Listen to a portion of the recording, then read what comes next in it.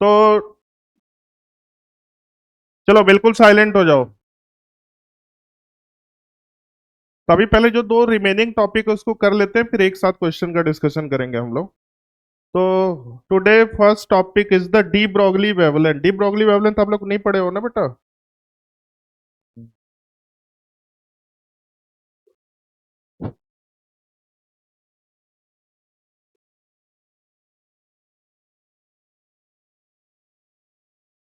D Broglie wavelength. हाँ Prince जी, वो styler नहीं है क्या?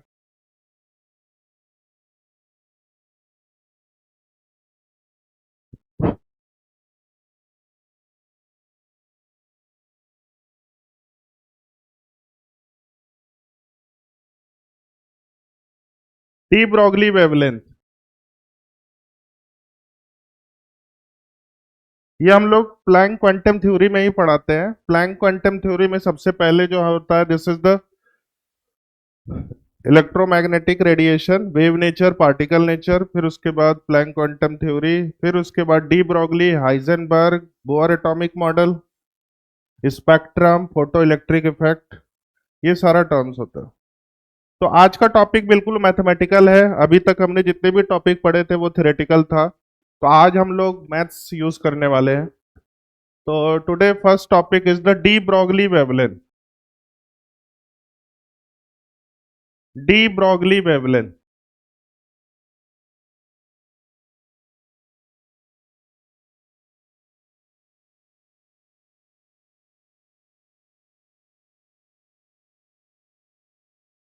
डी ब्रॉगली वेवलेंथ को हम लोग लैम्डा से डिफाइन करते हैं। It is denoted by lambda.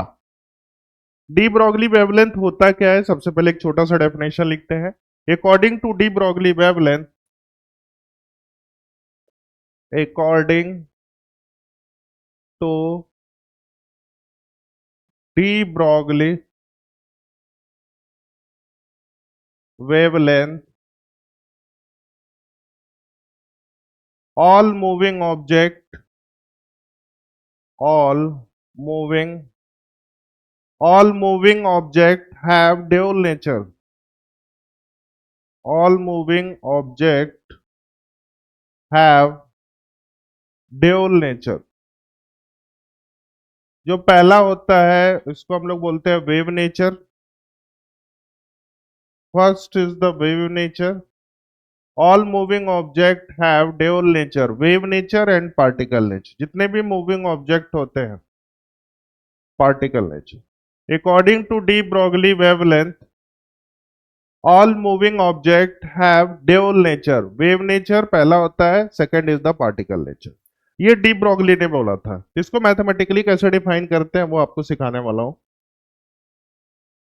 According to de Broglie wavelength, all moving object have dual nature. First is the wave nature, second is the particle nature. अब इसको mathematically कैसे define करते हैं वो मैं आपको सिखाने वाला हूं। हो गया बेटा? लिख लिया?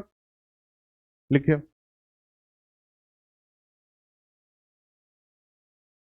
All moving objects have dual nature. First is the wave nature, second is the particle nature.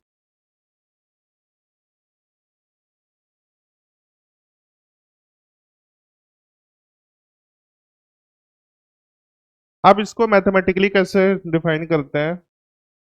तो it is denoted by lambda. चलो बेटा नेक्स्ट पेज पे चले हम लोग। According to de Broglie wavelength, all moving objects have dual nature. First is the wave nature, second is the particle nature. अब बेटा देखते हैं हम लोग इसको मैथमेटिकली कैसे डिफाइन करते हैं। तो बेसिकली जो लैम्डा होता है, this is the de Broglie wavelength. Lambda equal to H by p होता है। Lambda equal to H by p. H जो होता है, this is the Planck constant. इसकी value 7 into 10⁻⁻³ joule per second. अब उसी तरह P क्या होता है? Momentum. P is the momentum. और तुम लोग क्लास 9 10 में पढ़े होगे, मोमेंटम किसके बराबर होता है? M M M B. अब इसी फॉर्मूले को हम लोग ऐसे लिख सकते हैं, lambda equal to H by M भी। बात एक ही है। तो this is the first, this is the second. वही सेम चीजें हैं, h is the Planck constant, m is the mass, v is the velocity. Sir formula नहीं समझ में आया, आप मेरे को इसका डेरिवेशन कराइए। डेरिवेशन करना है? नहीं नहीं, क्यों नहीं करेंगे अब? सर इसका डेरिवेशन कराइए थोड़ा, हम भी देखें कैसे ये चिप चीजें आती है। डेरिवेशन देखो तुम लोग कितना आलसी आदमी है। बोला, उस फॉर्मूले। हाँ बेटा क्या बोल रहे हो? नोट करना पड़ेगा। नहीं, आपके घर पे पहुंचा दिया जाएगा। हाँ। चलो बेटा, तो ये फॉर्मूला देखो, एक ही फॉर्मूला इसमें यूज होता है इस टॉपिक में, लेकिन ये फॉर्मूला कैसे आया वो भी मैं आपको, डेरिवेशन कराने में बहुत मजा आता है मेरे को। चलो डेरिवेशन कराता हूँ तुम। Next heading is the derivation. School के एग्जाम में डेरिवेशन ही पूछते हैं। Next heading is the derivation of de Broglie. ये लिखो तुम बढ़िया से। Derivation of de Broglie wavelength, इसमें दो डेरिवेशन होता है, दोनों कराऊंगा। बहुत छोटा सा डेरिवेशन है, डेरिवेशन ऑफ लैम्डा। लैम्डा का मतलब आपको पता है, डी ब्रोगली वेवलेंथ। हो गया बेटा? चलो अब डेरिवेशन के लिए बेटा सारे बच्चे लिखना बंद करो और बोर्ड पे देखो। डेरिवेशन ऑफ लैम्डा, लैम्डा का मतलब होता है D Broglie wavelength. D Broglie wavelength. वैसे ये फिजिक्स में भी पढ़ोगे, अभी भी पढ़ लोगे तो बाद में दिक्कत नहीं आएगी। अब बेटा देखो, डेरिवेशन का मतलब क्या होता है, कोई भी टूल्स दिया रहेगा, with the help of that tools आपको जो टर्म्स डिराइव करना है, तो अपने को lambda equal to H by M भी डिफाइन करना है। तो अपने पास दो फॉर्मूला है, प्रीवियस वाला सारे बच्चे लिखना बंद करेंगे, सब लोग बोर्ड पे देखेंगे। तो देयर आर टू फॉर्मूला जो कि ऑलरेडी हम लोग यूज कर चुके हैं। पहला is the Planck quantum theory. Planck quantum theory क्या करता है? प्लैंक क्वांटम थ्योरी बोलता है कि बहुत सारे जो मतलब जैसे सन होता है, सन का ड्यूल नेचर होता है, एक वेव नेचर होता है, एक पार्टिकल। अभी लिखना नहीं है सारी चीजें। दिस इज द सन। अब ये सन जो है, इसके दो दो नेचर होते हैं, एक तो वेव में भी प्रोपोगेट करता है और उसमें पार्टिकल्स में। तो दिस वेव नेचर मतलब ये साइनोसाइड टाइप का ऐसे होता है। पार्टिकल नेचर छोटे छोटे पार्टिकल्स फॉर्म है। प्लैंक क्वांटम थ्योरी यही बोलता है। अब बेटा देखो, तुमको लग रहा है कि यहाँ पे कुछ भी नहीं है, लेकिन आप माइक्रोस्कोप से देखोगे तो हर जगह छोटे छोटे पार्टिकल्स मिलेंगे। तो बेसिकली साइंटिस्ट ने क्या बोला था कि जो एक पार्टिकल की एनर्जी होती है ई इक्वल टू, बोलो, एच म्यू के बराबर होती है। कुछ कुछ याद आ रहा है? सर ने पढ़ाया होगा। अब उसके बाद तो म्यू इक्वल टू क्या होता है, सी बाई लैम्डा। तो E इक्वल टू क्या लिख सकते हैं, एच सी बाई लैम्डा। तो ये एक particle, according to Planck quantum theory, ठीक है, जो एक पार्टिकल की एनर्जी होती है E equal to H mu के बराबर होती है। लेकिन यहाँ पे कितने पार्टिकल है, nth पार्टिकल है। तो nth पार्टिकल के लिए क्या हो जाएगा, E is equal to N H mu. N is the number of particle. ये सब प्रीवियस टॉपिक का है, ठीक है। तो हम यहां से क्या कर रहे हैं, ये वाला फॉर्मूला उठा रहे हैं, प्लैंक क्वांटम थ्योरी वाला, ठीक है बेटा। तो अपने पास जो पहला फॉर्मूला दिया हुआ है, this is the Planck quantum theory. तो पहला फॉर्मूला दिया हुआ है Planck quantum theory. Planck quantum theory क्या फॉर्मूला है, एक बार फिर से बोलो। E equal to H C by lambda. कोई दिक्कत? अब दूसरा एक स्टैंडर्ड फॉर्मूला होता है जिसको बोलते हैं आइंस्टीन इक्वेशन। क्या होता है बताओ? E इक्वल टू, हाँ, बस। अब ये दो फॉर्मूला की हेल्प से हम लोग डी ब्रोगली डिफाइन कर ले। तो there are two formula, first is the Planck quantum theory, second is the Einstein equation. अब इन दोनों को देखो, मैं एक डेरिवेशन तुमको लग रहा है ना, डेरिवेशन में बहुत शॉर्टकट में, जैसे तुमने बोअर वाला देखा मैंने एक पेज में किया, मैं उसको 5 से 6 लाइन में डिराइव कर दूंगा। तो डेरिवेशन को कितना इजी तरीके से हम लोग कर सकते हैं, देखो। अब उसके बाद देखो, लिखेगा कोई नहीं, मैं ध्यान देता हूं। तो ये दोनों फॉर्मूले को एक साथ, एक तो प्लैंक क्वांटम थ्योरी और उसके बाद आइंस्टीन इक्वेशन। तो दिस इज क्या हो जाएगा, h C by lambda equal to m c square. दोनों को एक साथ इक्वेट किया है। अब देखो ये वाला इसके साथ कट जाएगा, तो दिस इज द क्या हो जाएगा बोलो, h by lambda equal to m c. अब यहां से लैम्डा इक्वल टू क्या आ जाएगा, यहां से lambda equal to h by m c, यही वाला टर्म्स होता है डी ब्रोगली वेवलेंथ।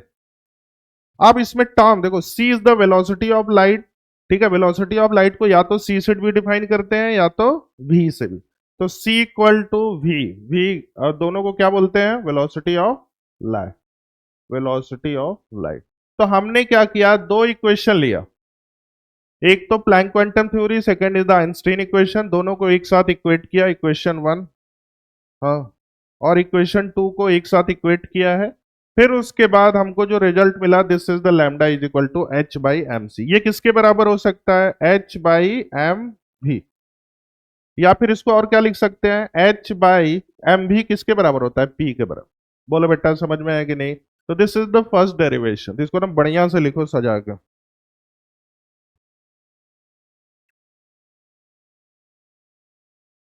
तो हमने दो इक्वेशन लिया है, first is the Planck quantum theory, second is the Einstein equation.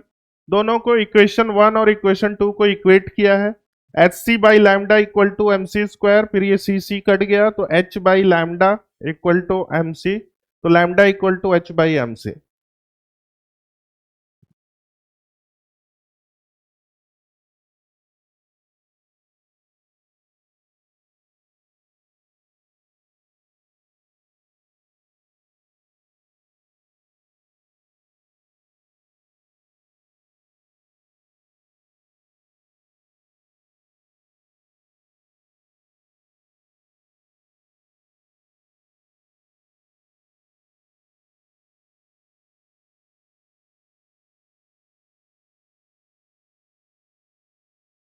Derivation of de Broglie wavelength.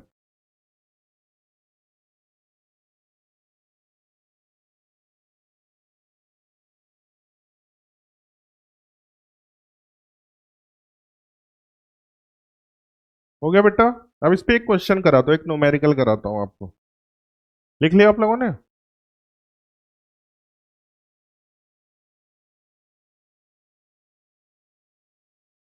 तो this is the lambda is equal to H by m c, या फिर इसको H by M भी लिख सकते हैं या एच बाई पी लिख सकते हैं। इसमें सारे टर्म्स आपको पता है, ठीक है बेटा। तो इसमें देखो दो दो डेरिवेशन है, तो डेरिवेशन नंबर वन देख लिया। अब इस पे एक दो न्यूमेरिकल कराता हूं आपको।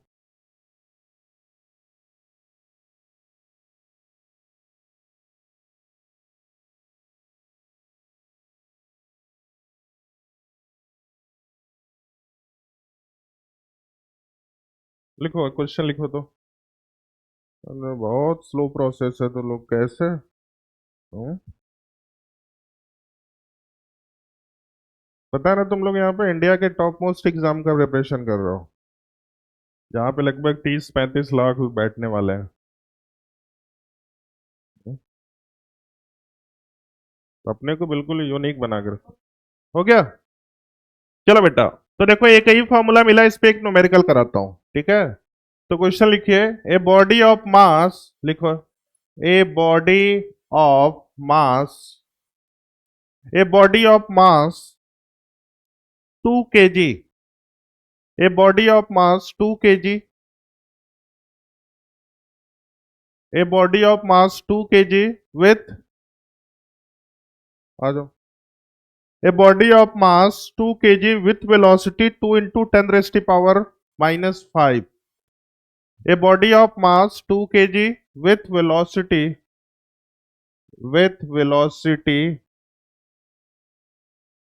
2 into 10⁻⁻⁵, with velocity 2 into 10⁻⁵ meter per second. Find D Broglie wavelength, मतलब लैम्डा की वैल्यू पूछ रहा है, डी ब्रॉगली वेवलेंथ। चलो अब सारे बच्चे, पहला क्वेश्चन है, मैं ही शुरू करता हूं, बहुत ध्यान से देखो बेटा। देखो सारे बच्चे, तो बेटा एक ही formula de Bro, lambda is equal to H by p. तो this is the h by m v. अब इसमें देखो बेटा, एक बहुत अच्छी बात बता रहा हूं, जो मास है वो हमेशा केजी में लेना है। तो मास केजी में, तो उसको चेंज करने की जरूरत नहीं है। H is the 6.67 into 10 minus 34। मास दिया हुआ है 2 इंटू वेलोसिटी, तो इंटू 10 माइनस 5। अब इसको सॉल्व करना है, करिए। ये कितना, 34 है, ये 5 है, तो 29 हो जाएगा। बताऊं या करोगे? करो करो करो।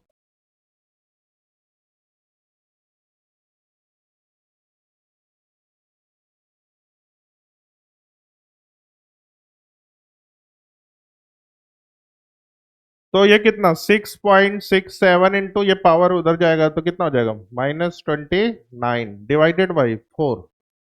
अब इसको इधर कर लो, बार ये होता वो कर लो। कितना आ रहा है बोलो? अरे 16। गलत बोल रहा है बेटा। 1.6 इंटू 10 माइनस 29 लिख दो, मीटर। लैम्डा की यूनिट एंगस्ट्रॉन्ग भी होता है, और नैनोमीटर भी होता है, मीटर भी होता है। बोलो, पहला हो गया। नेक्स्ट क्वेश्चन लिखते हैं।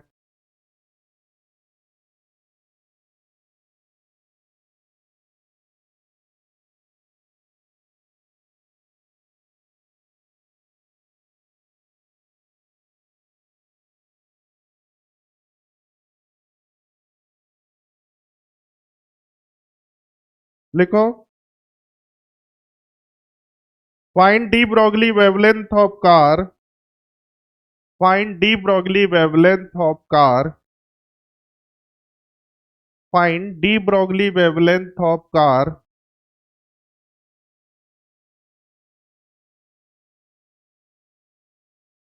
Find D Broglie wavelength of car of mass 1000 kg, of mass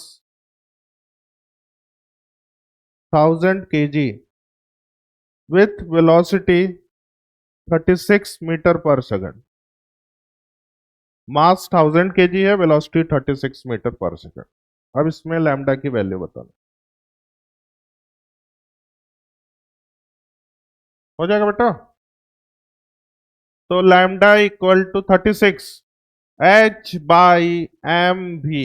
तो this is the 6.67 into 10 minus 34 divided by mass दिया हुआ है 1000, देखो हमेशा केजी में लेना है, इंटू वेलोसिटी 36। बोलो बेटा, करो। तो इसको क्या 10 माइनस 3 कर ले बेटा।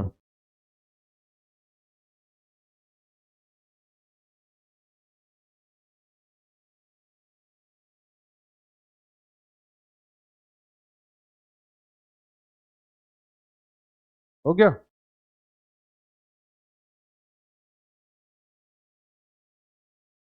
तो फिर लेट के लिए फिर से। अच्छा, तो उसके लिए फिर आधे घंटे बर्बाद करने पड़ेंगे।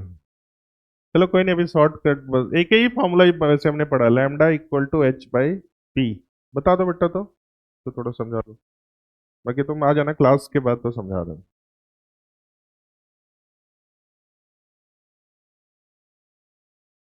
आया किसी का?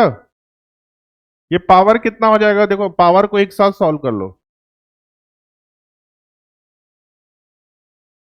क्या बोलो? पावर में माइनस, तो 37, तो ये 1.8 इंटू 10 माइनस या प्लस 37।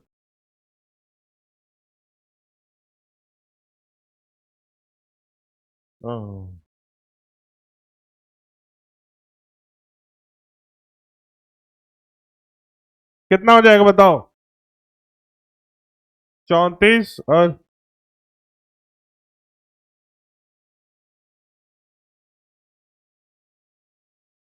ये देखो +3 होगा क्योंकि 1000 है ना, 10 3। कितना हो जाएगा बोलो जल्दी से?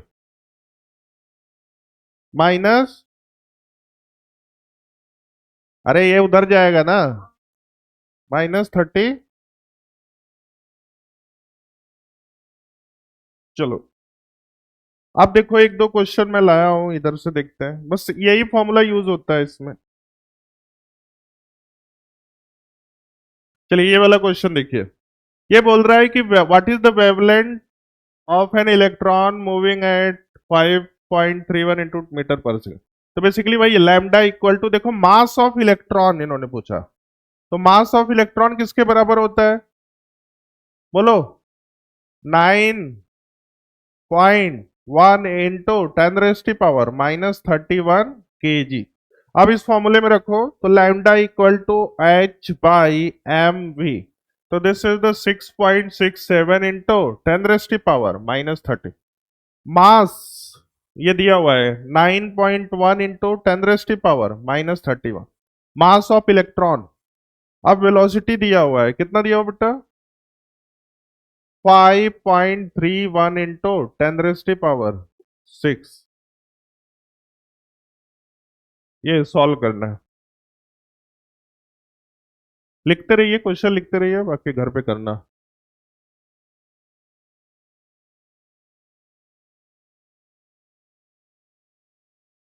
सारा क्वेश्चन लिखना है।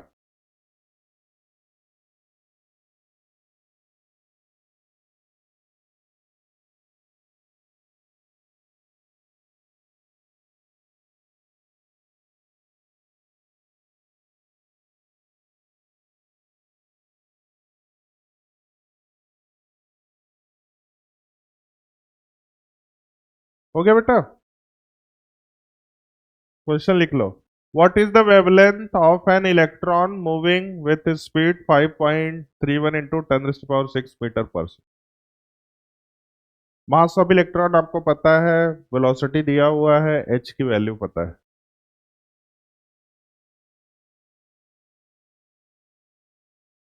हो जाएगा, ये होमवर्क है, इसको आराम से टाइम लेके कर लेना। नेक्स्ट, एक ये वाला क्वेश्चन देखो, लिख लिया था क्वेश्चन, लिखा कि नहीं, चलो स्लाइड में है उसको कर लिखना।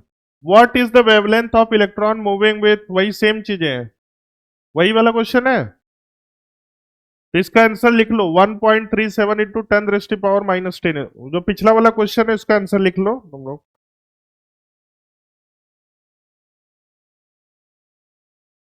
1.37 इंटू 10⁻⁻10। डन।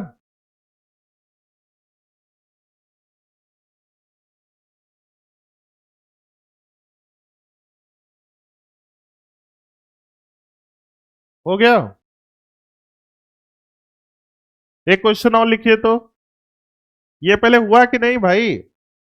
एक क्वेश्चन लिखो, calculate de Broglie wavelength of ball of mass 0.1 kg। Calculate de Broglie wavelength of ball of mass 0.1 kg।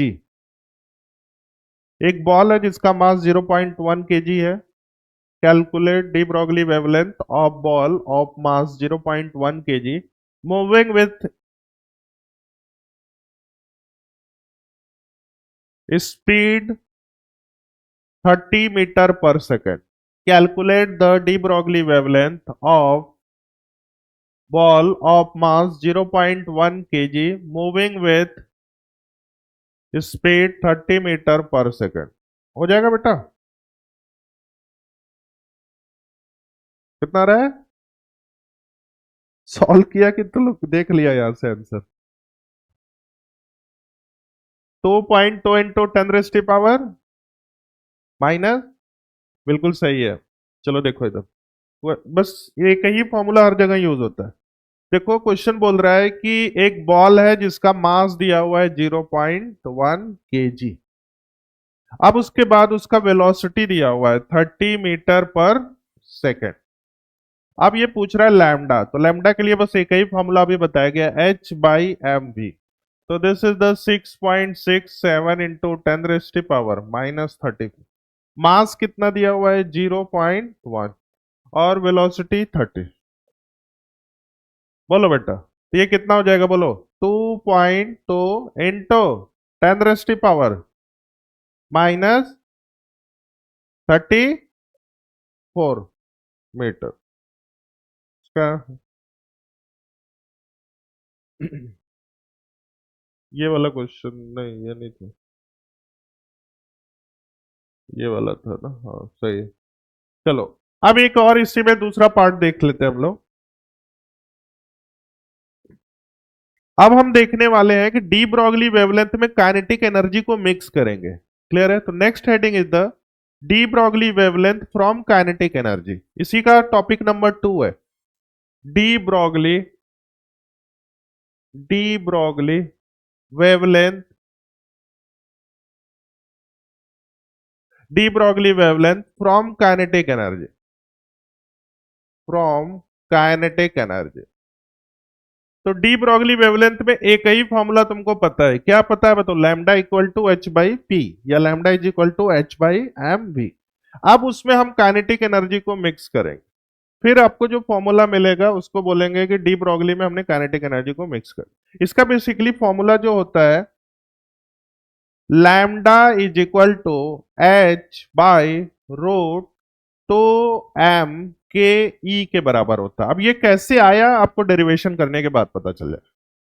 अगर किसी भी डी ब्रॉगली वेवलेंथ में काइनेटिक एनर्जी को मिक्स करोगे तो उसमें जो फॉर्मूला मिलेगा, this is the lambda is equal to H by root two m mass of electron m, k is the kinetic energy, m equal to mass of electron, mass of mass of electron आपको पता है 9.1 into 10⁻⁻31 kg। अगर question में दिया हुआ है कुछ भी मास तो उसके हिसाब से चलोगे, अगर नहीं दिया हुआ है तो इसको कंसीडर करना पड़ेगा। डन। अब इसका भी देखो डेरिवेशन कर लेते हैं कि इसका डेरिवेशन कैसे बनता है। तो नेक्स्ट हेडिंग इज डेरिवेशन, इसी में डेरिवेशन डेरिवेशन। हाँ बेटा, नहीं लिखे हो?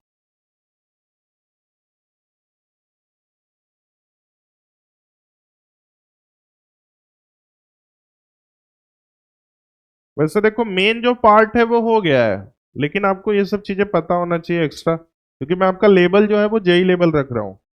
सारा टॉपिक जेई वाला करा रहा हूं जिससे आपके लिए मेडिकल बहुत इजी हो जाए। ये सब आपके मॉड्यूल में भी नहीं होगा। ये सब है देखना टॉपिक, डी ब्रॉगली है, काइनेटिक एनर्जी वाला नहीं होगा, बस वो lambda is equal to H by p होगा।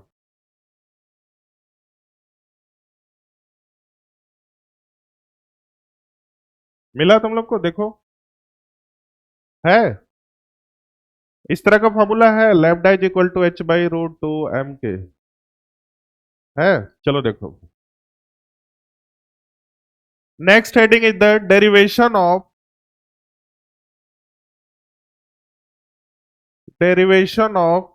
D Broglie derivation of de Broglie from kinetic energy, from kinetic energy.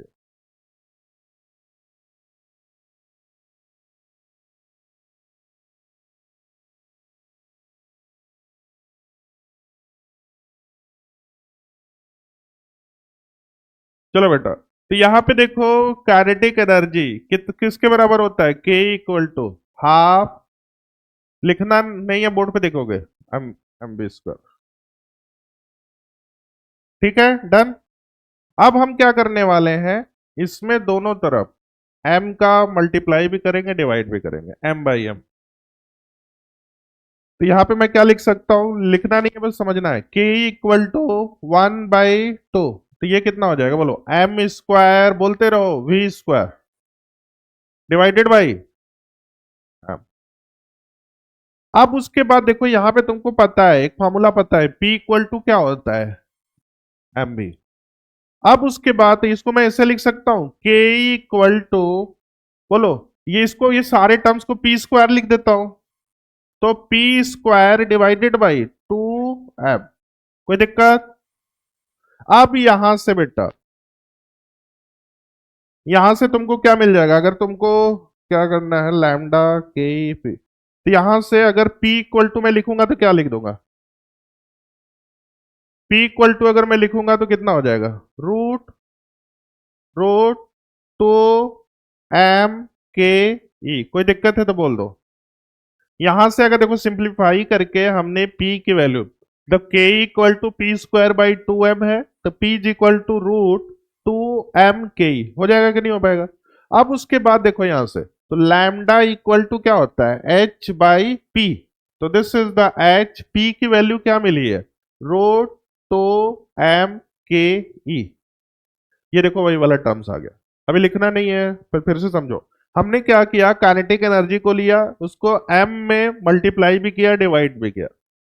तो दिस इज, अब उसके बाद इस वाले टर्म्स को मैंने ऐसे लिख दिया, p is equal to root two m k ही हो गया। तो lambda is equal to H by p होता है, h डिवाइडेड बाई p की जगह रूट टू एम के। तो ये हमने काइनेटिक एनर्जी को मिक्स किया तो लैम्डा की ये वाली वैल्यू मिल गई। क्लियर है। चलो इसको लिख लो आप लोग बेटा अच्छे से, ये डेरिवेशन है। तो पहले हमने m से मल्टीप्लाई भी कर दिया, डिवाइड भी कर दिया।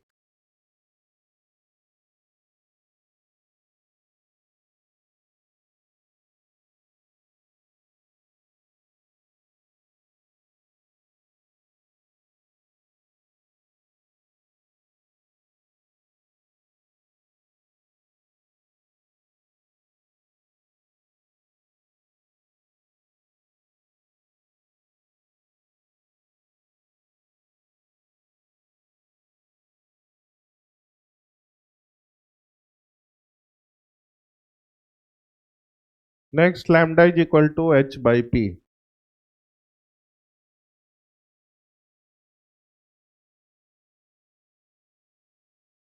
तो ये किसके लिए है, अगर किसी फॉर्मूले में काइनेटिक एनर्जी मिक्स हो जाएगा तो उसके लिए ये वाला यूज करते हैं। Next is the Heisenberg uncertainty principal.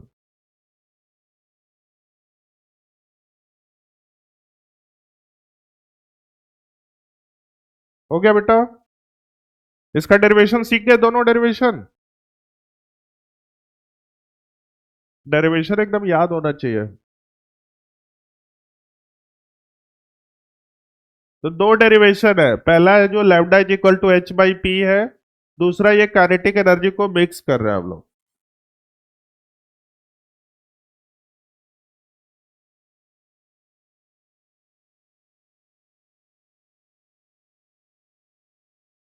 चलिए नेक्स्ट पेज पे चल रहे हैं हम लोग। देखो बेटा एक बार फिर से समराइज कर लेते हैं। तो देयर आर टू फॉर्मूला और दो डेरिवेशन भी मिला है उसके साथ साथ। तो पहला जो मिला था, चलो शॉर्टकट में कर रहे हैं, एक तो बोलो डी ब्रोगली वेवलेंथ, एक तो प्लैंक क्वांटम थ्योरी, दूसरा आइंस्टाइन इक्वेशन। तो हम दोनों को एक साथ इक्वेट कर रहे हैं, तो m c square this is the Einstein, और उसके बाद एच सी बाई लैम्डा, और ये इससे कट गया। तो आपको फॉर्मूला जो मिला, this is the m c is equal to H by lambda. तो lambda is equal to H by m c. तो this is the h by m v, this is the h by p. ये सारे terms D Broglie wavelength के होते हैं। बोलो पहला तो हर किसी को आ गया। अब दूसरा जो फॉर्मूला था, हमने डी ब्रोगली वेवलेंथ में काइनेटिक एनर्जी को मिक्स किया। तो काइनेटिक एनर्जी हर किसी को पता है, k equal to half m v square. अब हम क्या करने वाले हैं इसमें, बोलो into m divided by m. तो नेक्स्ट इक्वेशन क्या होता है, के इक्वल टू बोलो one by two m square v square divided by. अब उसके बाद next k equal to m square v square divided by two है। अब इस वाले टर्म्स को क्या लिख सकते हैं, k equal to p square divided by two है। अब यहां से p की value p equal to root two m k e. अब आपको पता है lambda is equal to H by p होता है, तो p इक्वल टू आपको root two m k e मिला हुआ है। बोलो बेटा डन। चलो तो ये भी हो गया। नेक्स्ट इज द हाइजेनबर्ग, ये तीनों एक साथ मिक्स होते हैं, तब इसको नेक्स्ट हेडिंग ये भी कर लो, Heisenberg uncertainty principal.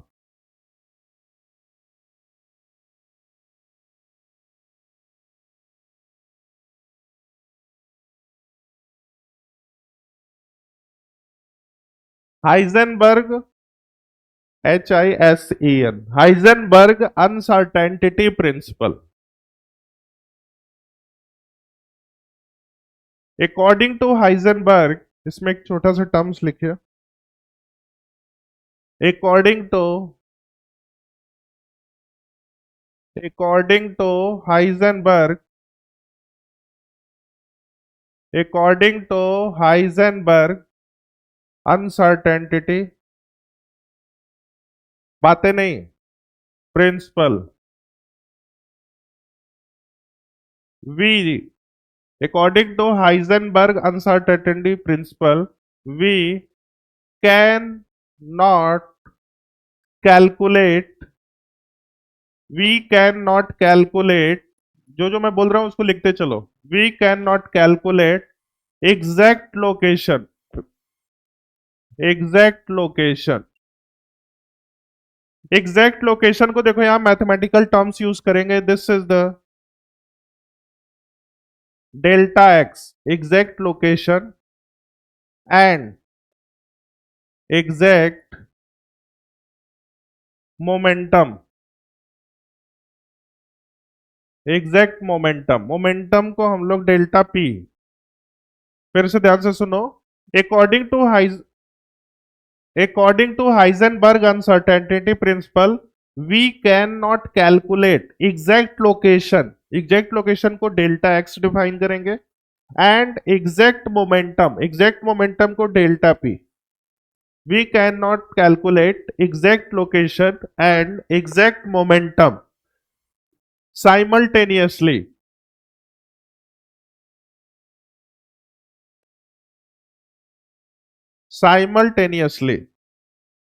we cannot calculate exact location and exact momentum simultaneously। अब उसके बाद देखो सेकेंड पैराग्राफ छोड़ के, there will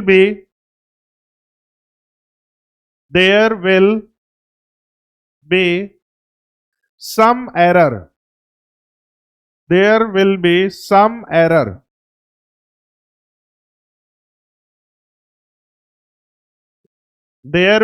some error in location,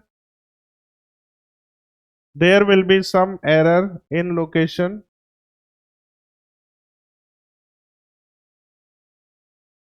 there will be some error in location, हाँ बेटा, there will be some error in location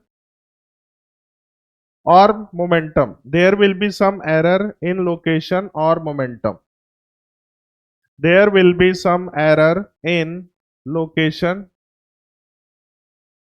और momentum. अब देखो बेटा, इसको मैं मैथमेटिकली कैसे डिफाइन कर दूं। ये तो हमने थ्योरी वाला पार्ट लिख लिया, फिर ध्यान से सुनो। हाइजेनबर्ग एक साइंटिस्ट है, उन्होंने बोला था कि हम किसी भी इलेक्ट्रॉन का एग्जैक्ट लोकेशन मतलब डेल्टा एक्स, और एग्जैक्ट मोमेंटम मतलब डेल्टा पी एक साथ कैलकुलेट नहीं कर सकते हैं। वहां पे कुछ ना कुछ एरर होगा, या तो वो एरर उसके लोकेशन में हो जाएगा या तो उसके मोमेंटम में हो जाएगा। अब देखो इसको मैथमेटिकली कैसे डिफाइन करते हैं। तो बेटा देखो, यहां पे दो चीजें मिलेगी। एक तो अनसर्टेनिटी, मतलब एरर का मतलब होता है अनसर्टेनिटी। एक टर्म्स होता है, this is the delta x. Delta x को हम लोग बोलेंगे अनसर्टेनिटी, यहां पे लिखते चलो, इन लोकेशन, अनसर्टेनिटी इन लोकेशन मतलब एरर इन लोकेशन। एक टर्म्स मैंने डिफाइन किया था डेल्टा पी, इसको बोलेंगे अनसर्टेनिटी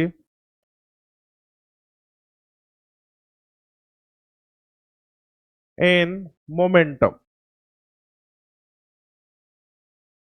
अब देखो बेटा, इन दोनों को मिक्स करके उन्होंने एक फॉर्मूला बनाया था, delta x into delta p greater than और इक्वल टू h बाई 4 पाई। ये साइंटिस्ट ने फॉर्मूला बनाया, delta x into delta p greater than और इक्वल टू h बाई 4 पाई। इसमें सारे टर्म्स पता है। अनसर्टेनिटी इन लोकेशन मतलब delta x, uncertainty in momentum मतलब आपको पता है this is the delta P. अब इस फॉर्मूले को कैसे कैसे वो डाइवर्ट कर सकते हैं। पी इज द मोमेंटम, तो देखो P equal to m v होता है, तो delta P equal to m delta v, ये वाला टर्म्स। अब इसी फॉर्मूले को चाहोगे तो तुम ऐसे भी लिख सकते हो, तो this is the delta x into m delta v greater than और equal to H by 4 pi. बोलो बेटा, इसी फॉर्मूले को मैंने डाइवर्ट कर दिया, इसको ऐसे, बस हमने डेल्टा पी को क्या कर दिया, एम डेल्टा वी। बोलो, पहले लिखो तुम लोग, फटाफट सब कुछ लिखो।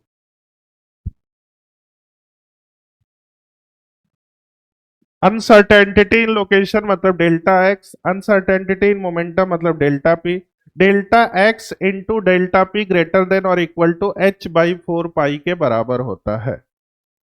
अब उसके बाद देखो बेटा, डेल्टा पी मोमेंटम, तो P equal to m v होता है, तो delta P equal to m delta v हो जाएगा।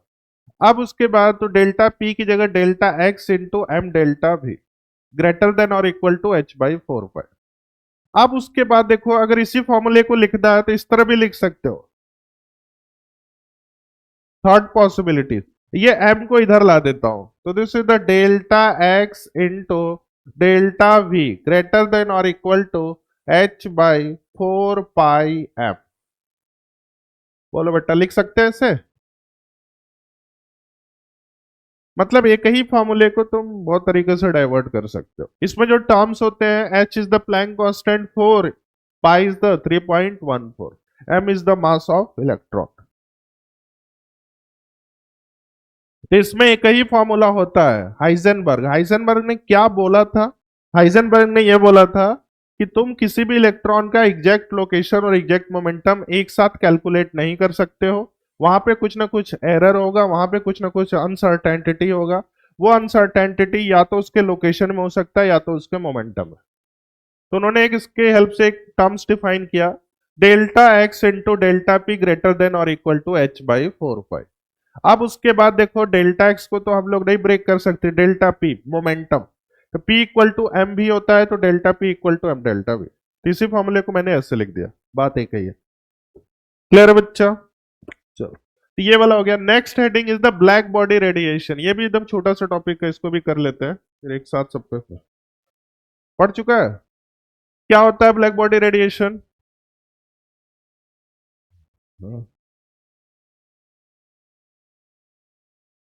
देखो, जो देयर आर टू बॉडी, एक तो होता है नॉर्मल बॉडी जो हम लोग की बॉडी है, और एक होता है ब्लैक बॉडी। जो नॉर्मल बॉडी है वो एनर्जी को पहले एब्जॉर्ब करती है फिर रिलीज करती है। जैसे हम लोग हैं, तो हम लोग एनर्जी क्या, पहले खाना खाते हैं फिर उसके बाद काम करते हैं। ठीक है बेटा? जैसे बाइक है, बाइक को डायरेक्ट वो चलती नहीं है, पहले उसमें क्या करोगे, एनर्जी के फॉर्म में उसको पेट्रोल डालोगे फिर उसके बाद वो चलती है। ये सारे नॉर्मल बॉडी। लेकिन जो ब्लैक बॉडी होती है वो एनर्जी को ओनली एब्जॉर्ब करती है फ्रॉम जीरो टू इन्फिनिटी। जैसे तुम कुछ दिन पहले न्यूज में चल रहा था बरमुडा ट्रायंगल्स, ठीक है, ब्लैक होल्स, उसमें क्या होता था बेटा कि न्यूज में नहीं देख रहे थे कि उधर से कुछ भी जाता था अपनी तरफ खींच लेता था। तो वो उसका बहुत सारा रीजन है। अगर साइंटिफिक रीजन देखा जाए तो वहां पे जी की वैल्यू बहुत ज्यादा होती है, मतलब नॉर्मल तो जी की वैल्यू 9.8 होती है, लेकिन वहां पे बहुत ज्यादा होती है। तो पढ़ चुके हो तो इसको स्किप करते हैं। अब आ जाते हैं क्वेश्चंस पे, ठीक है? क्वेश्चन प्रैक्टिस करेंगे, उसके साथ साथ डिस्कशन करते हैं। सारे बच्चे मॉड्यूल अब खोलो। देखो, होमवर्क में ये वाले कुछ कुछ क्वेश्चन है, इसको जाके घर पे देखना, फिर इसको हम लोग नेक्स्ट लेक्चर में यहीं से देखेंगे। ये अभी देख के आना है सबको घर पे। सारे बच्चे मॉड्यूल खोलो।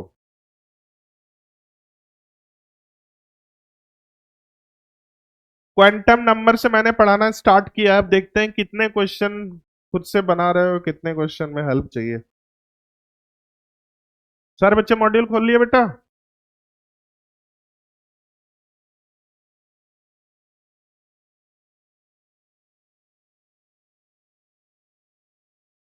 देखो, मॉड्यूल जब करते हो ना बेटा, तो देखो जो थियोरेटिकल वाले रहते हैं, देखो ये हमेशा याद रखो, क्योंकि मैं पिछले 10 साल से पढ़ा रहा हूँ, मैं सारे बच्चों का देखता हूँ कि कौन, मतलब तुम पेंसिल से ना इसका हिंट लिखा करो यहीं पे। जब तुम रिवीजन करोगे ना तो तुमको बहुत काम आएगा। तो पेंसिल लेके मतलब जो भी लगे कि नहीं यहाँ पे क्या यूज हो रहा है, यहाँ पे फॉर्मूला यूज हो रहा है, सम इम्पोर्टेंट फॉर्मूला वाला, तो यहाँ पे ये लिख दो। यहाँ पे भी फॉर्मूला यूज हो रहा है तो फॉर्मूला लिख दो। फिर जिसमें न्यूमेरिकल है तो उसमें कौन सा फॉर्मूला हो रहा है, हिंट लिखते चलोगे अपने हिसाब से तो वो समराइज होते रहे। चलो सारे बच्चे, मुझे पता है कि बहुत सारे बच्चों ने ट्राई नहीं किया है, कितने लोगों ने ट्राई नहीं किया है? चलो ठीक है, अब मेरे साथ कर लो, ठीक है सारे बच्चे एकदम ऑनेस्टी के साथ। ये देखो question number 54, the maximum number of electron which can be held by A subshell with azimuthal quantum number L. ये देखो ये तो फॉर्मूले पे हो गया, मैक्सिमम नंबर ऑफ इलेक्ट्रॉन किसी भी सबसेल में, याद करो तो इसके लिए हिंट क्या हो जाएगा बोलो, मैक्सिमम नंबर ऑफ इलेक्ट्रॉन। देखो यहां पे दो चीजें हमने बताया था, एक तो with respect to cell, cell में अगर आपको नंबर ऑफ इलेक्ट्रॉन फाइंड करना है तो this is the 2n², formula याद है? अगर सेल में नंबर ऑफ ऑर्बिटल फाइंड करना है n², ये तो सेल के लिए हो गया। सब सेल के लिए अगर आपको नंबर ऑफ इलेक्ट्रॉन फाइंड करना है 2 × 2l+1, क्लास नोट्स का क्वेश्चन है। चलो तो इसके लिए हिंट क्या हो जाएगा, सब सेल। सबसेल में दो टर्म्स होते हैं, एक तो इलेक्ट्रॉन होता है, और इलेक्ट्रॉन के लिए आपको फॉर्मूला पहले से बताया गया, दिस इज द 2 × 2l+1। अब उसके बाद दिस इज द ऑर्बिटल, तो दिस इज द 2l+1। बोलो तो दिस इज द कौन सा हो जाएगा, थर्ड ऑप्शन। सबका हिंट लिखते रहोगे आपको अच्छा रहेगा। फिर उसके बाद total number of orbital in cell, cell में ऑर्बिटल n² के बराबर होता है। देखो इसके लिए हिंट लिखो, याद करो क्लास नोट, सेल में भी दो टर्म्स होते हैं, एक तो इलेक्ट्रॉन होता है, दूसरा क्या होता है, अरे बोलते रहो, इसके लिए फॉर्मूला क्या होता है, और इसके लिए n। बोलो बेटा डन। देखो क्वेश्चन नंबर 1 2 क्लास नोट्स का है कि नहीं है? अब नेक्स्ट पे चले हम लोग। तो अगर घर से नहीं कर ट्राई करके अभी कर लो बेटा, लेकिन इसको अगर स्किप करोगे तो बहुत दिक्कत आ जाएगी। नेक्स्ट पे हम जा रहे हैं 56 पे। ये देखो 56 कितने लोगों का हो गया है? जिसका नहीं हुआ एक बार क्वेश्चन को रीड करे। एन एलिमेंट हैज 2 इलेक्ट्रॉन, ये तो बहुत इजी है, के एल एम और एन। देखो भाई सेम चीज है, ये न्यूक्लियस होता है, उसके अराउंड इलेक्ट्रॉन्स रिवॉल्व करता है। तो पहला जो होता है के होता है, एल होता है, एम होता है, एन होता है। तो ये बोल रहे हैं कि के पे कितने इलेक्ट्रॉन है बेटा, यहां पे 2 इलेक्ट्रॉन है, प्लस एल पे कितने हैं 8, प्लस एम पे कितने हैं 13, प्लस एन पे 1। आप टोटल सम करो तो कितने इलेक्ट्रॉन है 24। और 24 किसका एटॉमिक नंबर, एक्सेप्शन वाले का क्या होता था, क्रोमियम। क्रोमियम का कितना होता है 20। तो कितना इजी क्वेश्चन है यार, तो लोग बोलो डन। सारे बच्चों का हो गया ना बेटा? चलो ये वाला 56 भी हो गया।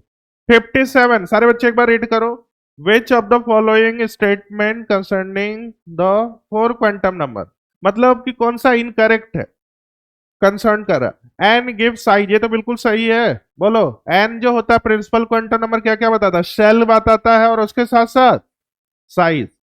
दूसरा एल गिव शेप, बोलो एजीमुथल क्वांटम नंबर क्या बताता है, शेप, ये भी बिल्कुल सही है। Third magnetic gives energy of electron, energy बताता है, ओरिएंटेशन बताता है, इसलिए क्या हो जाएगा गलत। तो इसका क्या हो जाएगा, थर्ड ऑप्शन।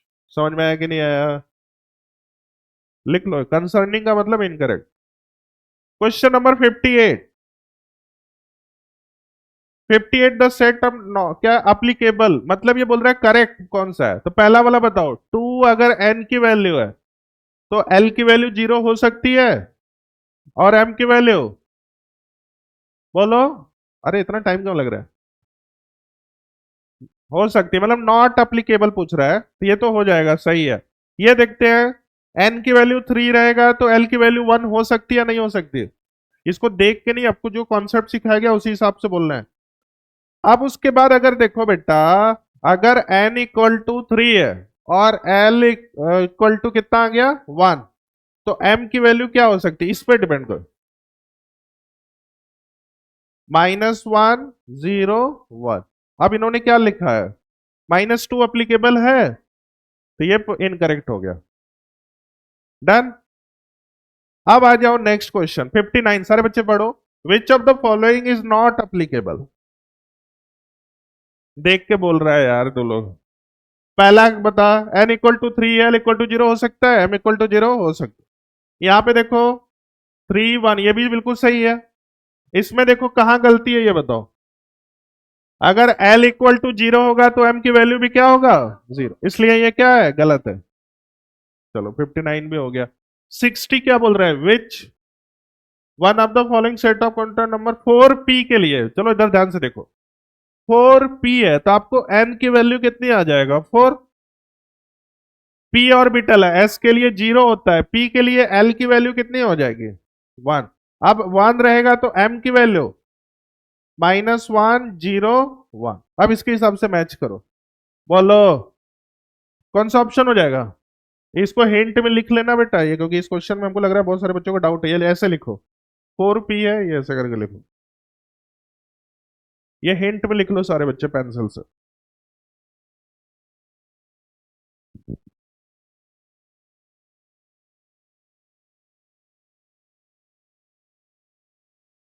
जो जो बोल रहा हूँ हिंट लिखने को उसको लिखना है।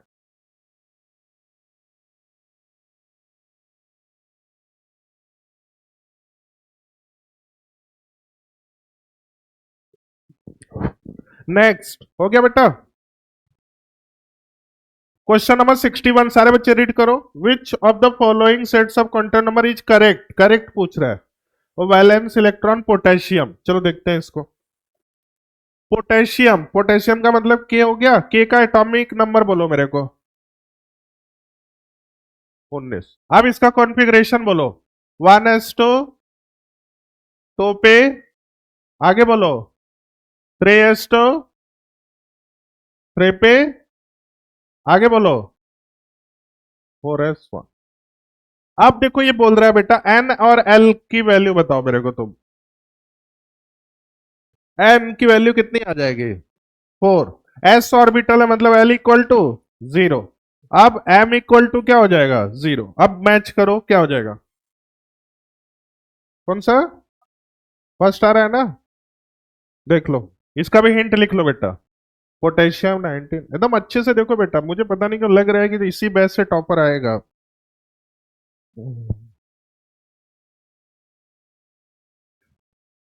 क्या बोल रहा है,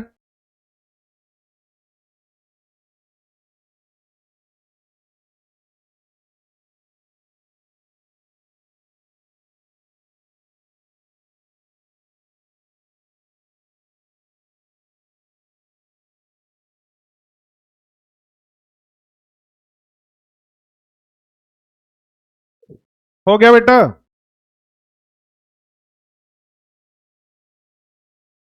अब आ जाओ 62 पे, सारे बच्चे एक बार 62 रीड करो, तो जो बोला जा रहा है उसको फॉलो करो चुपचाप। सारे बच्चे क्वेश्चन नंबर 62 रीड करेंगे।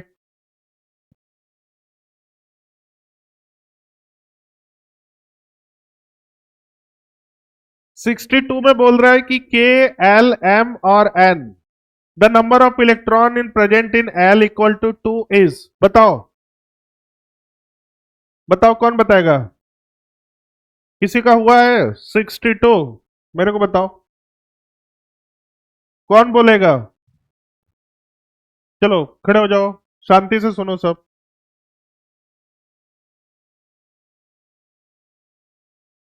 अच्छा एलिमेंट कौन सा होगा, vanadium, atomic number 23, configuration 1s2 2s2 2 पे 6 3s2 3 पे 6 4s2 3d3। अब बेटा क्या बोल रहा है, डी ऑर्बिटल है क्या वो, किसकी वैल्यू पूछ रहा है, नंबर ऑफ इलेक्ट्रॉन्स की, किस पे पूछ रहा है। तो L इक्वल टू 2 का मतलब कौन सा ऑर्बिटल हो जाएगा, S के लिए 0 होता है, बोलो P के लिए 1, D के लिए 2। तो डी ऑर्बिटल पे कितने इलेक्ट्रॉन है, तो काउंट करो, 3। समझ में नहीं आया? देखो फिर से ये बोल रहा है कि L इक्वल टू 2 पे, तो L इक्वल टू 2 मतलब डी ऑर्बिटल। अब डी ऑर्बिटल में देखो, पहले total number of electrons count कर लो, फिर उसके साथ समझ में आएगा बेटा। इसको लिखो, हिंट में लिखो, वेरी गुड। कुछ बच्चों को मैं पॉइंट आउट कर रहा हूं, और वो मुझे लग रहा है कि बहुत अच्छा करने वाले हैं, ठीक है। ऐसे ही मीटिंग हो रही थी तो मेरे से पूछा गया, इस बैच में बच्चे हैं कि नहीं अच्छे वाले। हमने बोल दिया हाँ सर बहुत अच्छा है। हैं? नहीं, एक दो बच्चे हैं जो मतलब बहुत अच्छा करने वाले हैं।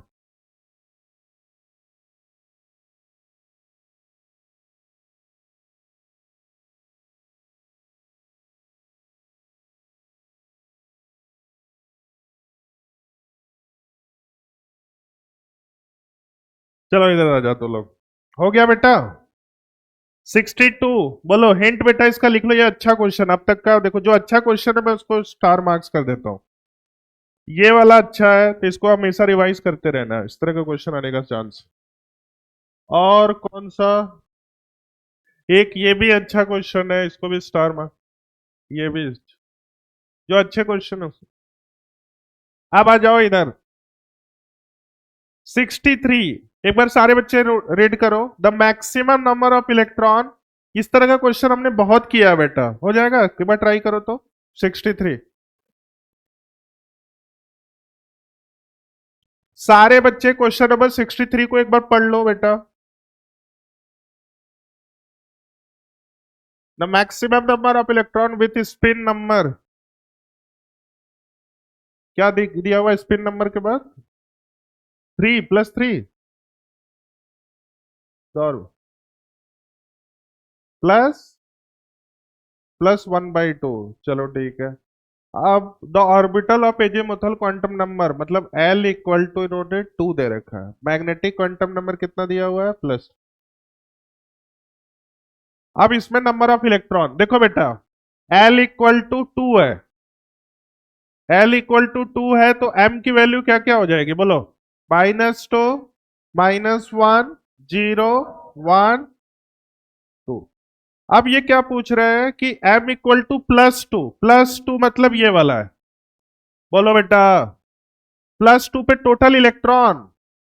एक बॉक्स बनेगा बेटा, तो एक बॉक्स पे 2 इलेक्ट्रॉन होते हैं, लेकिन यहां पे ये वाला टर्म्स दिया हुआ है +1/2। तो +1/2 का मतलब कितने इलेक्ट्रॉन हो जाएंगे?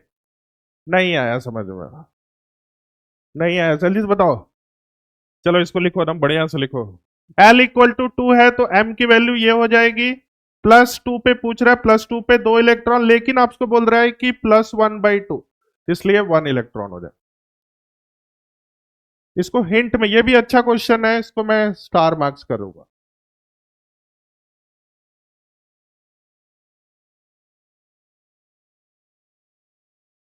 हिंट बेटा लिखना, जो अच्छे क्वेश्चन है उसका हिंट जरूर लिख। अब आ जाते हैं क्वेश्चन नंबर 64। ये बेटा बहुत आसान है। The value of 4 quantum number of valence electron, बोलो, of element x. n equal to 4 है, L इक्वल टू 0 है, S इक्वल टू।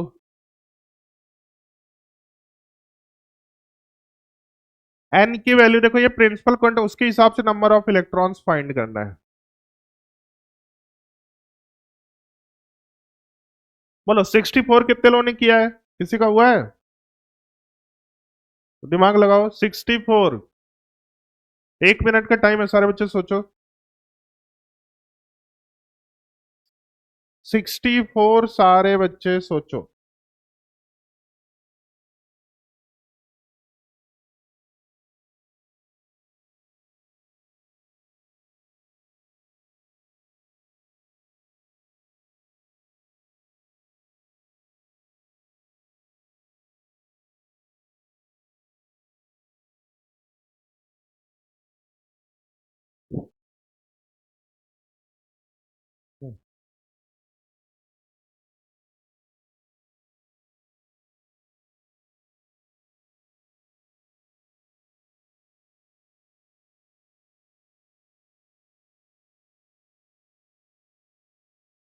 नहीं तो n इक्वल टू 4 है, तो सबसे पहले सबका लास्ट लिखना पड़ेगा क्या,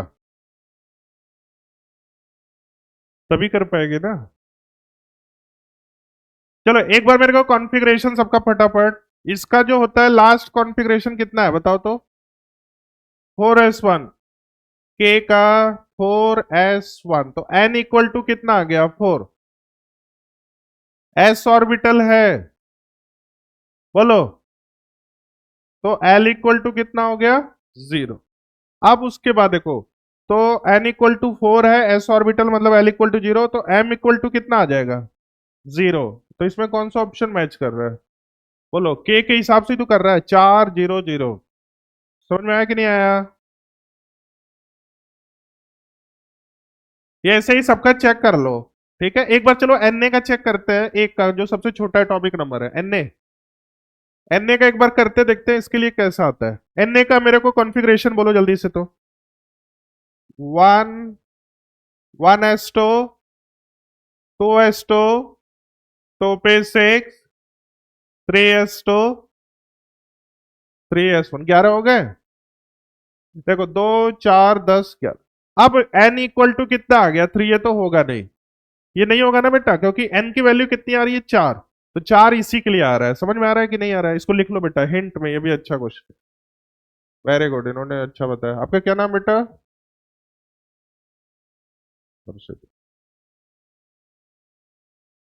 ये हिंट में लिखो, ये भी अच्छा।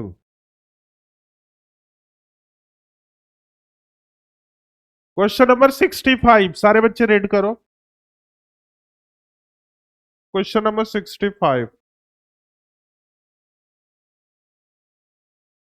बॉयज एक भी आंसर नहीं बता रहा हो, इसका आंसर बॉयज लोग बताएंगे। Consider the ground state chromium z equal to 24, the number of electrons, ठीक है ठीक है ठीक है, बताओ। इसका आंसर बॉयज से चाहिए मुझे, सोच लो, 1 मिनट का टाइम है।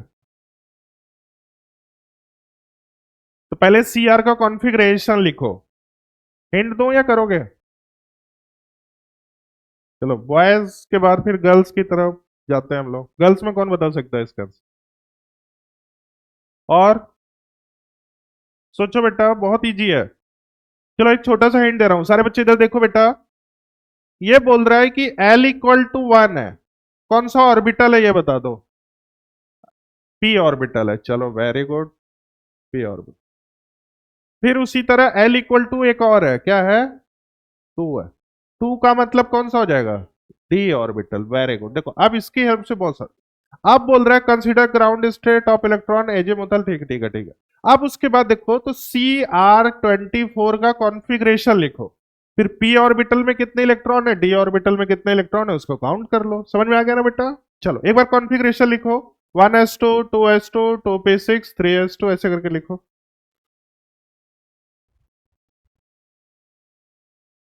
चौबीस के हिसाब से कॉन्फ़िगरेशन लिखे,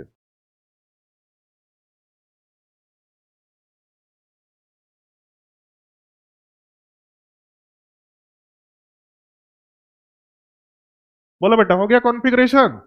1s2 2s2, बोलो बेटा 2 पे 6, वेरी गुड, 3s2 3 पे, वेरी गुड, 4s2 3d4, ये गलत है, 4 लास्ट वाला चेंज हो जाता है, तो लास्ट वाला क्या हो जाएगा वो 4s1 3d5, 4s1 3d5। अब देखो बोल रहा है कि डी ऑर्बिटल पे कितने इलेक्ट्रॉन है, 5 है, लास्ट का डी पे कितने हैं 5। अब एस पे कितने हैं 12 है, देखो 2 2 4 6 है,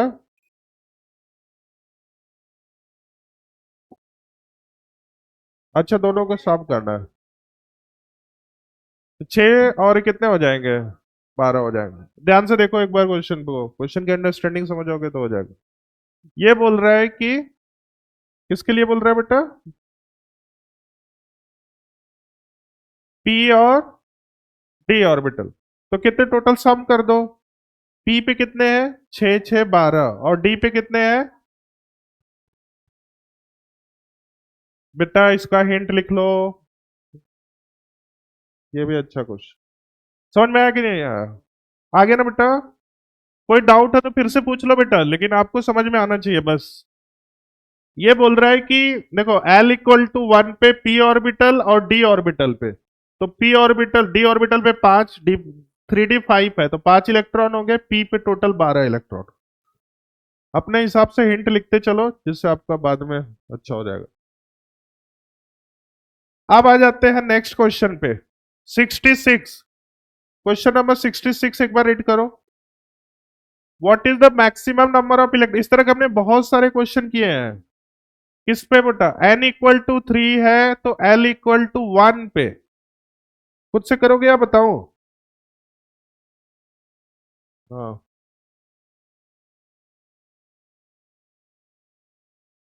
अगर नॉर्मल तरीके से जैसे करते थे वैसे करेंगे तो देखते हैं। n इक्वल टू 3 है और L इक्वल टू 1 पे, तो L इक्वल टू 1 रहेगा तो m की वैल्यू क्या हो जाएगी, जल्दी से बोल दो बेटा। -1 0 1।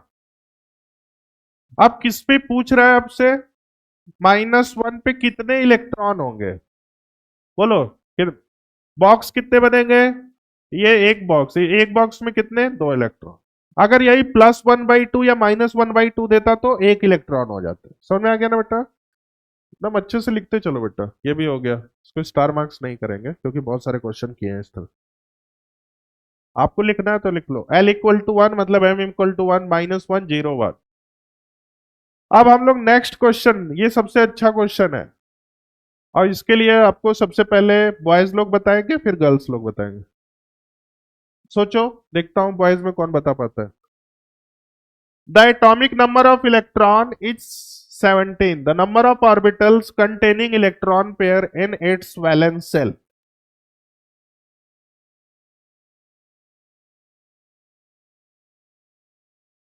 अरे वो तो ही पूछ रहा है क्या? एटॉमिक नंबर पूछ रहा है? ये नंबर ऑफ इलेक्ट्रॉन्स पूछ रहा है, number of orbital, electron pair पूछ रहा है। ये देखो बहुत अच्छा है। मतलब इलेक्ट्रॉन पेयर मतलब डायमैग्नेटिक वाला पूछ रहा है, जिसमें पेयर्ड में हो मतलब डबल हो। बता दूं क्या? बॉयज लोग बताइए बेटा, आप लोग एक आंसर भी नहीं बता पा रहे हो। कौन बताएगा बॉयज में?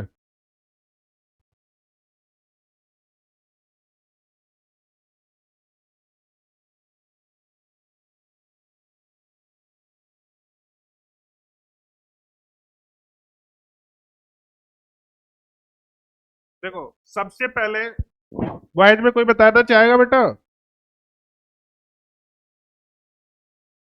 बताओ बेटा।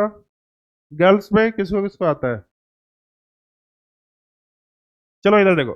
Cl है, Cl का 17 कॉन्फ़िगरेशन बताओ। 1s2 2 पे 3s2 3 पे 5, तो लास्ट का 2, तो this is the s orbital. s orbital में बॉक्स 1, और ये देखो ये हो गया, ये हो गया 3s।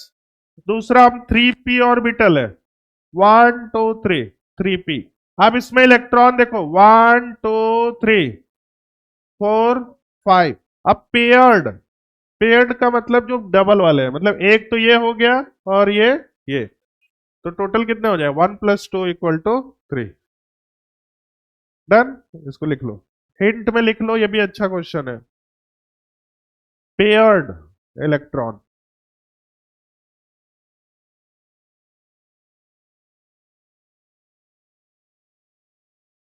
नेक्स्ट क्वेश्चन नंबर 68, जिसका हो चुका है वो 68 को देखेगा। The quantum number m of free gaseous atom associated with m magnetic quantum number क्या बताता है वो पूछ रहा है। m क्या बताता है? तो इसका यही हो जाएगा बेटा।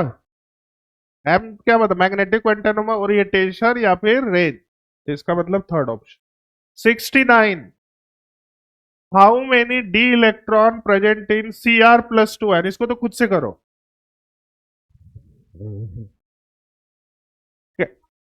4s/3d5 होता है ना? चलो इसको बता देता हूं।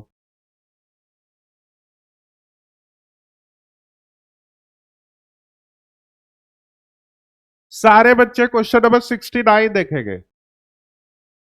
ये बोल रहा है Cr+2 में नंबर ऑफ डी इलेक्ट्रॉन, तो कितना, दिस इज द 24, ये इसका कॉन्फ़िगरेशन 4s1 3d5, तो एक इससे गया और एक इससे गया, तो डी ऑर्बिटल है बॉक्सेस 1 2 3 4, 1 2 3 4, बोलो बेटा, तो कितने बन जाएंगे बोल, 4, नंबर ऑफ डी ऑर्बिटल में कितने इलेक्ट्रॉन है, 4, 1 2 3 4, हिंट लिख लो बेटा इसका भी।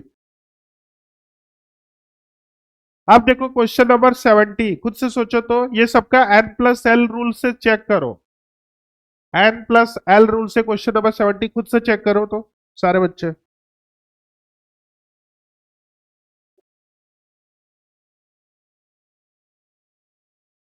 सबका n+l से चेक करो कि देखो इक्वल है, वेरिएबल है, ग्रेटर है, क्या है।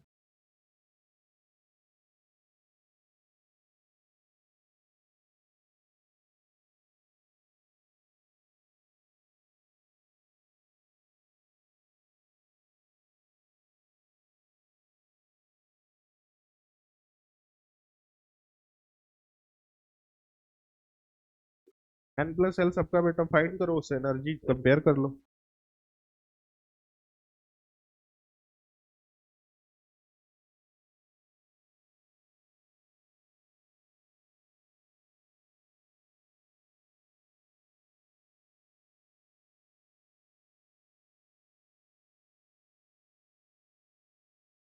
तो बेटा देखो 3s 3p and 3d orbital है सेम एनर्जी, तो 3s के लिए कितना आ जाएगा बोलो, 3+0, 3 आ गया।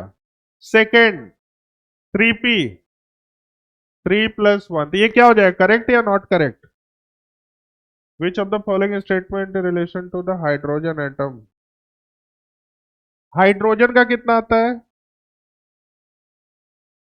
1s1, which of have same energy, ये तो इनकरेक्ट हो गया। दूसरा क्या बोल रहे हैं, 3s 3p का कितना हो जाएगा, 4, have lower, 3s 3p have lower energy of 3d, ये तो सही है। 4s is lower energy and 3d, ये भी सही है ना। ये नॉट करेक्ट बेसिकली पूछना चाह रहा है और कुछ नहीं। चलो इधर देखो, पहला दूसरा ऑप्शन देखो सही है, 3s 3p का चेक करोगे तो 3d से क्या आ जाएगा, कम आएगा, आएगा कि नहीं आएगा। तीसरा ऑप्शन देखो 4s orbital is lower energy 3d, ये भी सही है 4s। अब इनकरेक्ट पूछ रहा है, मतलब इनकरेक्ट में कौन सा आ जाएगा, फर्स्ट ऑप्शन, तो यहाँ पे पहला, पहला करेक्ट है, 3s में n+l लगाओ,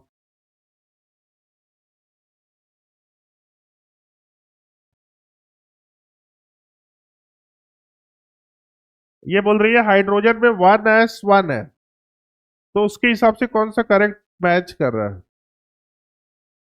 कैसे बताओ, तो उससे मतलब, लेकिन ये दिया हुआ है ना। और बताओ, और बताइए, अपना अपना थॉट्स दीजिए, क्या बोल रहे हो, तू बोल रही है, क्या बोल रही है।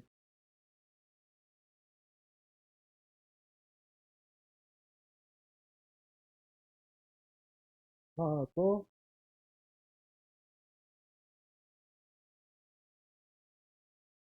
और इसमें दूसरे वाले में,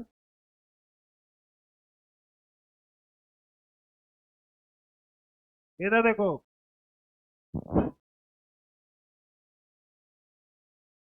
हाइड्रोजन के हिसाब से कौन सा करेक्ट मैच कर रहा है,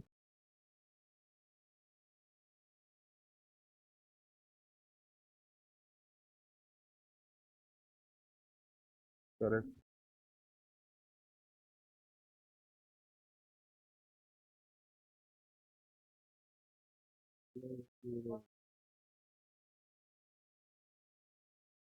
3s सेम एनर्जी,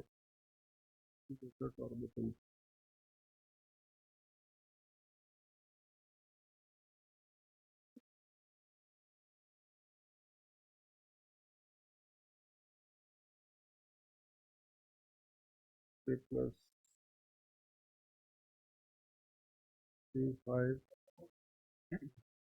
इधर देखो, चलो अब इधर देखो तुम।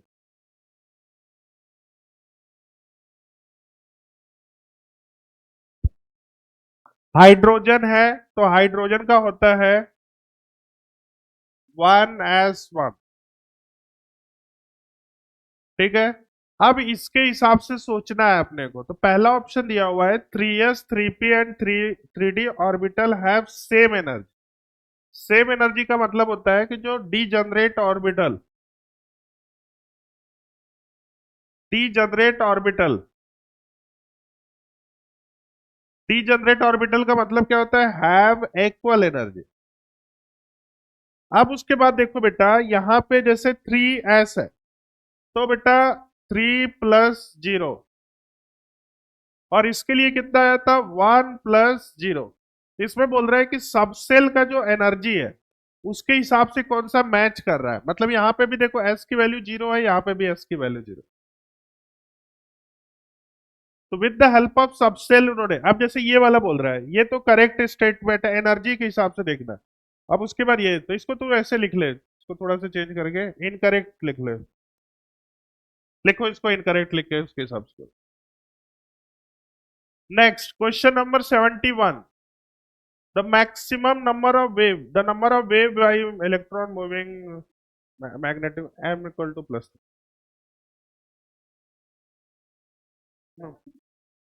हाँ, कैसे बताओ?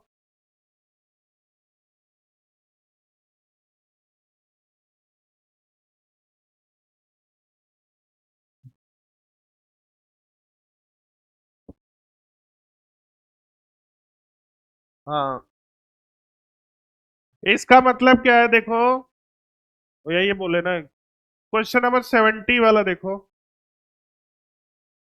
अभी तो लोग 70 पे टिका हुआ है पर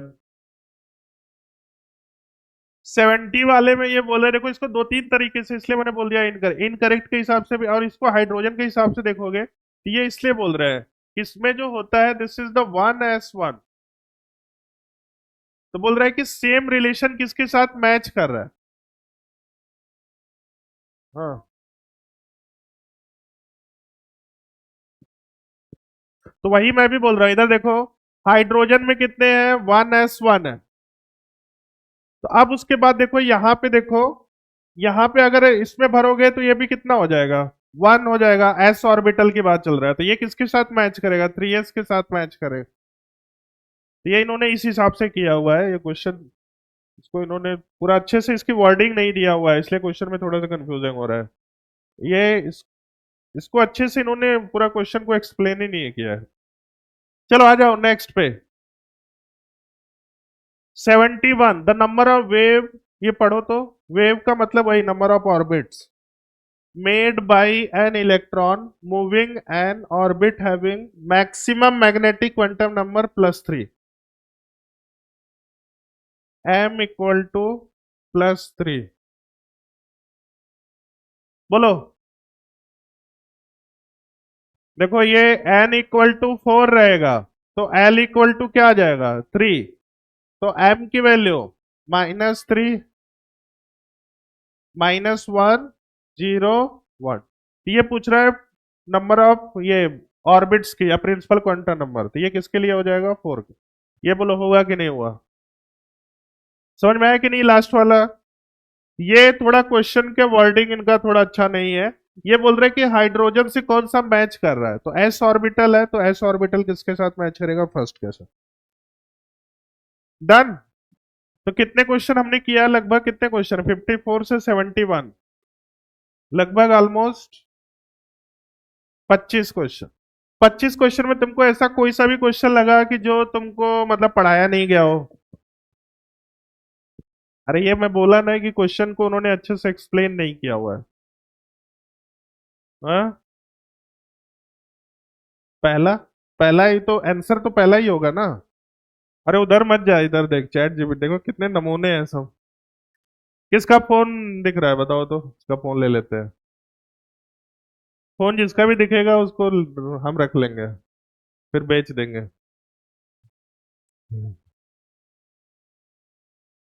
हाँ बेटा, होमवर्क लिखो।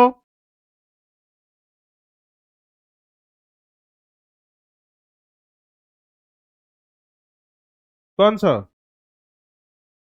70 वाला मैंने बोला बेटा। अच्छा, 71, ये तो बहुत आसान है। ये देखो क्वेश्चन में नंबर ऑफ वेव का मतलब होता है number of orbits by N electron moving in an having maximum magnetic quantum number +3। मतलब क्या है बेटा, m इक्वल टू +3। ठीक है, m इक्वल टू +3 गिवन है, तो आपको n की वैल्यू बताना है। तो n की वैल्यू कब होगा? जब n इक्वल टू 4 रहेगा तो l इक्वल टू 3 रहेगा, तो फिर m इक्वल टू +3 आएगा ना इस वाले में। नहीं आया समझ में? फिर ध्यान से सुनो, ये पूछ रहा है m इक्वल टू +3 कब होगा। मतलब m इक्वल टू अगर +3 रहेगा तो n की वैल्यू बताना है। तो देखो ये वाली वैल्यू रहेगी, +3 इसमें आएगा, तो l की वैल्यू इसके हिसाब से क्या आ जाएगा, 3। और n की वैल्यू हमेशा क्या होता है, n+1, तो ये 4 हो जाए। डन। और कोई डाउट? हो गया? होमवर्क लिखो तो चलो टिक करो फटाफट।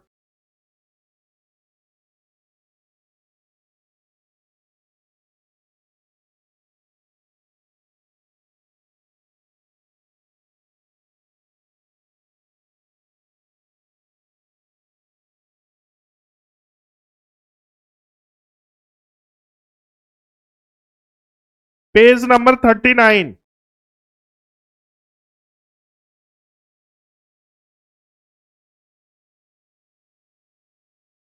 सारे बच्चे पेज नंबर 39। इसमें आपको जो ट्राई करना है, मैच द कॉलम, ये क्वेश्चन नंबर 1, ये जब स्पेक्ट्रम पढ़े होगे तब पढ़ाया गया होगा, इसलिए इसको कर लोगे। क्वेश्चन नंबर 2 आज जो पढ़े हो उसके हिसाब से हो जाएगा। हाइजेनबर्ग बोलो क्या होता है, delta x into delta p greater than और इक्वल टू h/4 पाई। और डी ब्रोगली क्या होता है, lambda is equal to h/√2m k। समझ में आ गया ना, मैच करना है फॉर्मूले के साथ, हो जाएगा कि नहीं? 1 2 हो गया। फिर उसके बाद ये वाला क्वेश्चन नंबर 4, ये बहुत इजी है। क्या बोल रहा है इसमें, रेडियल नोड, भाई ये तो बच्चों वाला क्वेश्चन है, रेडियल नोड पूछ रहा है। 3p के लिए कितना, इसको अभी करते हैं। 3p के लिए n-l-1, 3 - 1 - 1 कितना आ जाएगा, 1। इसको अभी कर लेते हैं फटाक से। दूसरा क्या दिया हुआ है, 5d। 5d के लिए जल्दी से बताओ, 5 - 2 - 1 कितने हो जाएंगे, 2। फिर उसके बाद थर्ड क्या दिया हुआ है, 4f। तो 5 - 3 - 1 कितने आ जाएंगे, हाँ? ये 4 रहेगा, 0। और फोर्थ ऑप्शन 4s है, 4 - 0 - 1 तो कितना आ जाएगा, 3। अब मैच करो, हो जाएगा ना बेटा? चलो तो ये आप इसको लिख लो, 1 2 4। फिर उसके बाद 6 वाला भी करना है, 1 2 4 6। ये कल चेक होगा अगर सबका नोटबुक। फिर उसके बाद 7 भी करना है, ये इलेक्ट्रोमैग्नेटिक रेडिएशन जब सर ने पढ़ाया होगा उसके।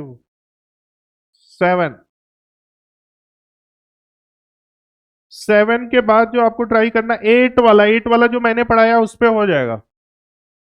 नंबर ऑफ अनपेयर्ड इलेक्ट्रॉन पूछ रहा है, फिर वैल्यू पूछ रहा है। 9 10 8 9, फिर उसके बाद 10। ठीक है, तो इतने सारे सारे मैच तो कॉलम 1 2 4 6 7 8 9 10 डन बेटा। ये कल का होमवर्क है। क्या हुआ बेटा? ये